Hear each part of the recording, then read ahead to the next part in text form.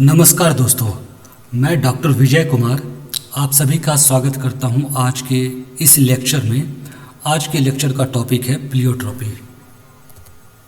दोस्तों, जैसा कि पहले मैंने आपके साथ डिस्कस किया है कि मैं इस सीरीज में कुछ छोटी अवधि के वीडियो बना रहा हूं, ऐसे कंसेप्ट के ऊपर वीडियो बना रहा हूं जो कंफ्यूजिंग है, इंटरेस्टिंग है। इस क्रम में मैंने सबसे पहले एक लार्ज टॉपिक को चुना है, एक्सटेंशन ऑफ मेंडल्स प्रिंसिपल।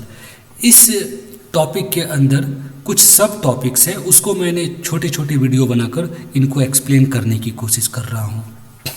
इस क्रम में मैंने अब तक मल्टीपल एलील, एक्सप्रेसिविटी, पेनेट्रेंस को डिस्कस कर रखा है। आज के इस वीडियो में मैं प्लियोट्रॉपी को डिस्कस करूंगा और आने वाले वीडियो में फिनोकॉपी कंसेप्ट को डिस्कस करूंगा। तो दोस्तों, आइए अब हम डिस्कस करते हैं। आज के इस वीडियो में प्लियोट्रॉपी के ऊपर चर्चा करते हैं। Pleiotropy happens when one gene influences multiple phenotypic traits. Pleiotropy की घटना को हम तब बोलते हैं, प्लियोट्रॉपी का यह एक ऐसा फिनोमिना है, इसे हम तब बोलेंगे जब कोई एक जीन कई सारे ट्रेट को कंट्रोल करेगा। Pleiotropy is distinct from polygenic traits where one phenotype is associated with multiple different genes. अब कई बार स्टूडेंट्स प्लियोट्रॉपी और पॉलीजेनिक ट्रेट्स के बीच में कंफ्यूज हो जाते हैं। यदि उनसे प्लियोट्रॉपी के बारे में पूछा जाए तो कई सारे बच्चे पॉलीजेनिक ट्रेट, पॉलीजेनिक इनहेरिटेंस के बारे में डिस्कस करने लगते हैं। तो ये दोनों जो कंसेप्ट है ये इंटायरली डिफरेंट है। प्लियोट्रॉपी के अंदर एक जीन कई सारे ट्रेट को कंट्रोल करता है और पॉलीजेनिक ट्रेट वैसा ट्रेट होता है, एक ट्रेट होता है जो कई सारे जीन के द्वारा कंट्रोल्ड किए जाते हैं। तो यह बहुत बड़ा डिफरेंस है दोनों कंसेप्ट के बीच में। Even before the term was suggested, there were examples of distinct traits that seemed to be inherited together. Pleiotropy का जो टर्म था उसके आने से पहले ही कई ऐसे एग्जाम्पल, कई ऐसे सजेशन आने लगे थे जिसमें यह बताया जा रहा था कि कई सारे ट्रेट एक साथ इनहेरिट करते हैं। तो हो सकता है वह किसी एक फिनोमिना के द्वारा, एक कंसेप्ट के द्वारा, एक तरीके की कोई इनहेरिटेंस पैटर्न है जिसके द्वारा वो कंट्रोल किए जा रहे हैं। इस तरीके की कई सारे एग्जांपल्स पहले से आ रहे थे। In his classic 1866 paper, Mendel listed his trait number 3 in peas as having brown seed coat, violet flower and axial spots.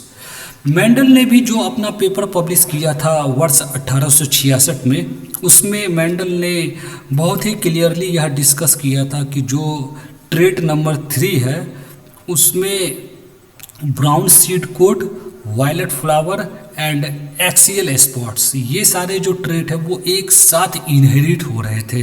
तो मैंडल ने भी इस बारे में, इसके एग्जाम्पल के बारे में पहले दे दिया था।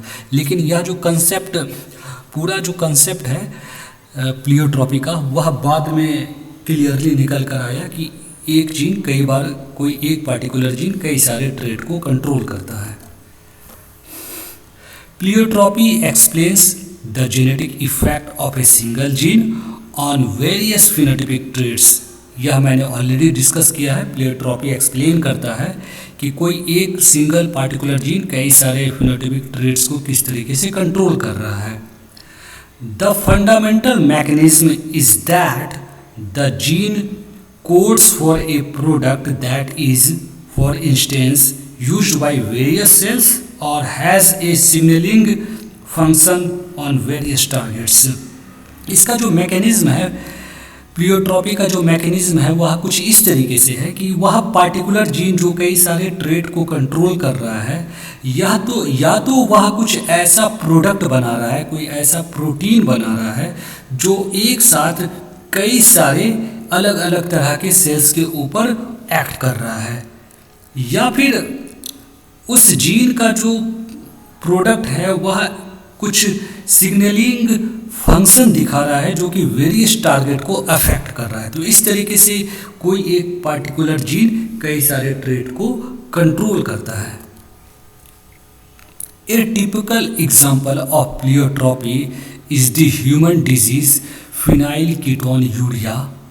This disease can cause mental retardation, reduced hair, and poor skin pigmentation. Pleiotropy का एक बहुत ही अच्छा एग्जाम्पल है ह्यूमन में पाए जाने वाला एक डिजीज़ है फिनाइलकीटोन्यूरिया।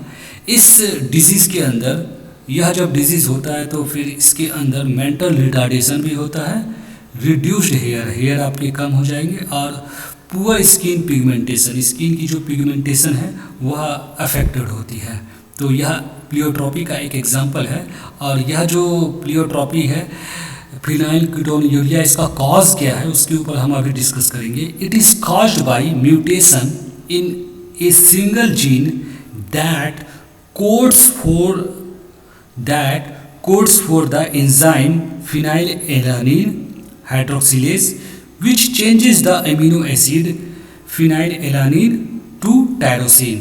तो यह जो डिजीज़ है फिनाइलकीटोन्यूरिया यह एक म्यूटेशन की वजह से होता है, और इस जो म्यूटेशन है वह एक ऐसे जीन में है जो एंजाइम फिनाइलएलानिन हाइड्रोक्सिलेज को बनाता है, को सिंथेसाइज करता है। अब इस म्यूटेशन के बाद यह जो फिनाइलएलानिन हाइड्रोक्सिलेज है इसका सिंथेसिस नहीं हो पाता है, जिसकी वजह से यह जो एमिनो एसिड फिनाइलएलानिन को टायरोसिन में कन्वर्ट करने का काम करता है, यह कार्य नहीं हो पाता है। तो यह कारण है इस फिनाइलकीटोन्यूरिया डिजीज़ के होने का। अब हमने इससे पहले की स्लाइड में देखा कि यह जो जीन है जो फिनाइलएलानिन हाइड्रोक्सिलेज बनाता है, और यह जो एंजाइम फिनाइलएलानिन हाइड्रोक्सिलेज है यह फिनाइलएलानिन को टायरोसिन में चेंज करता है। अब यह एंजाइम ना बने तो क्या होगा? दिस रिजल्ट इन रिड्यूस्ड और zero conversion of phenylalanine to tyrosine and phenylalanine concentration enhanced to toxic levels causing harm at numerous location in the body। अब यह एंजाइम के ना बनने के कारण से जो फिनाइलएलानिन एमिनो एसिड था वो टायरोसिन में कन्वर्ट नहीं हो पा रहा है। इस वजह से फिनाइलएलानिन की बॉडी में जो लेवल है वह टॉक्सिक लेवल तक पहुंच जा रहा है, बहुत ज़्यादा लेवल बढ़ जा रहा है फिनाइलएलानिन की, जिसकी वजह से इस टॉक्सिसिटी की वजह से हमारे बॉडी के कई सारे पार्ट पर हार्मफुल इफेक्ट आता है। एक और कंसेप्ट है एंटागोनिस्टिक प्लियोट्रॉपी। यह भी बहुत ही इंपॉर्टेंट कंसेप्ट है, यहाँ से भी कई बार क्वेश्चंस पूछे जाते हैं।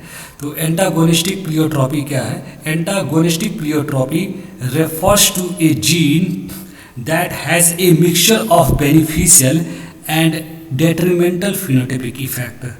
एंटागोनिस्टिक प्लियोट्रॉपी के अंदर हम जैसा कि जानते हैं प्लियोट्रॉपी में कोई एक पार्टिकुलर जीन कई सारे ट्रेट को कंट्रोल करता है, और एंटागोनिस्टिक प्लियोट्रॉपी के तहत एक जीन जो कई सारे ट्रेट को कंट्रोल कर रहा है, कुछ ट्रेट बेनिफिशियल है और कुछ ट्रेट डेट्रीमेंटल टाइप के होते हैं। तो दोनों तरीके के जो वर्क है, दोनों तरीके का फंक्शन यह जीन कर रहा है, डेट्रीमेंटल भी और बेनिफिशियल भी। तो इस तरीके की कंडीशन को हम एंटागोनिस्टिक प्लियोट्रॉपी कहते हैं।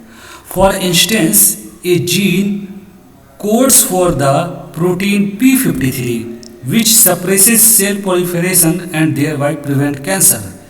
एग्जाम्पल के लिए एंटागोनिस्टिक प्लियोट्रॉपी का यह बहुत ही अच्छा एग्जाम्पल है कि एक जीन है जो कि प्रोटीन P53 को बनाता है, और यह P53 जो है वह सेल प्रोलिफरेशन को रोकता है, इस वजह से कैंसर को प्रिवेंट करता है।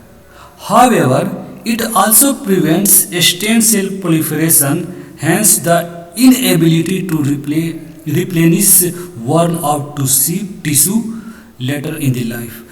इसके कारण से P53 जो जो प्रोटीन है इसकी वजह से यदि इसकी सिंथेसिस होती है तो एक तरफ तो वो कैंसर को रोकता है, सेल के प्रोलिफरेशन को रोककर, दूसरी तरफ यह स्टेम सेल के भी प्रोलिफरेशन को रोकता है, जिसकी वजह से यदि हमारे शरीर में किसी तरीके का कोई चोट लगे, कोई टिश्यू वर्न आउट हो जाए, कोई हिस्सा कट जाए, तो वह जो हमारे बॉडी का जो एक अपना खुद का सिस्टम होता है कि उसको वह टिश्यू को फिर से रिप्लेनिश करे, फिर से वहाँ पर एक नया टिश्यू बनाए, स्किन बनाए, वह भी प्रक्रिया रुक जाती है। तो इस तरीके से इसके अच्छे इफेक्ट भी है, कैंसर को भी रोकता है। लेकिन यदि हमारे साथ किसी तरीके का दुर्घटना हो जाता है, कोई टिश्यू डैमेज हो जाता है, तो वो जो डैमेज है वह भी ठीक नहीं हो पाता है। तो इस तरीके से यह एक बहुत अच्छा एग्जाम्पल है एंटागोनिस्टिक प्लियोट्रॉपी का। तो दोस्तों आज के इस वीडियो में इतना ही। मैं आशा करता हूँ कि जो कॉन्सेप्ट प्लियोट्रॉपी का है ये आपको बहुत ही अच्छी तरीके से समझ में आया होगा। आगे के एक वीडियो में एक नए कॉन्सेप्ट के साथ, एक नए टॉपिक के साथ आपके साथ डिस्कशन करूँगा। Thanks for watching my video.